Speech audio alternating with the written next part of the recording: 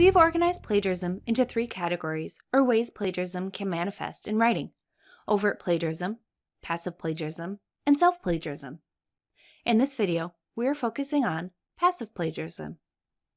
Passive plagiarism occurs when writers use a source or author's ideas in their writing without attribution. This can take the form of insufficient paraphrases where the ideas aren't fully in the writer's own voice, or paraphrases without citations. Addressing both is important to avoiding passive plagiarism.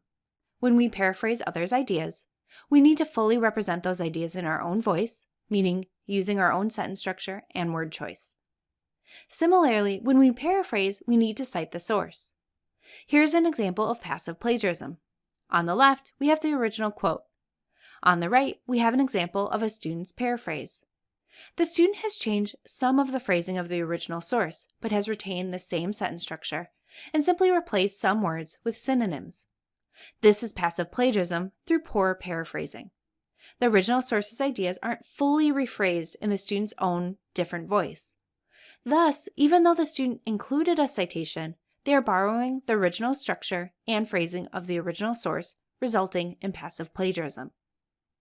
Let's revise the student's insufficient paraphrasing to remove the passive plagiarism. Here, we've done the following. 1. Retain the citation with the authors and year. 2. Use a unique or new sentence structure, a different way of organizing these ideas. And 3. Used a unique or new word choice. Applying the last 2 elements means we've used a different voice from the original source in this paraphrase. Here's a second example of passive plagiarism. On the left, we have the original quote, and on the right, we have an example of passive plagiarism, but due to a missing citation. In this case, the student fully paraphrased the source, but the citation is missing. Without this citation, the reader wouldn't know where the original ideas in the sentence came from. Let's revise the student's passive plagiarism to add the missing citation. Here, we've done the following. 1. Added the correct citation with the authors and year. Note that a page or paragraph number can be included for a citation of a paraphrase, but it's optional. 2. Retain the student's unique or new sentence structure and word choice. Now you know what passive plagiarism is, what passive plagiarism looks like, and how to revise your writing to remove passive plagiarism.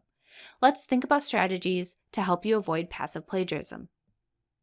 First, be sure you're familiar with the APA citation rules. As we've seen, citing sources is essential to giving credit to the original author for their ideas that we paraphrase. Second, practice precise proofing and editing of your writing.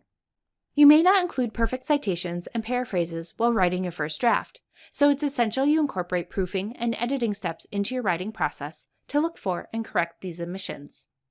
Third, use careful note-taking techniques. When we're in a rush, it's easy to take notes on source information without including which source it came from.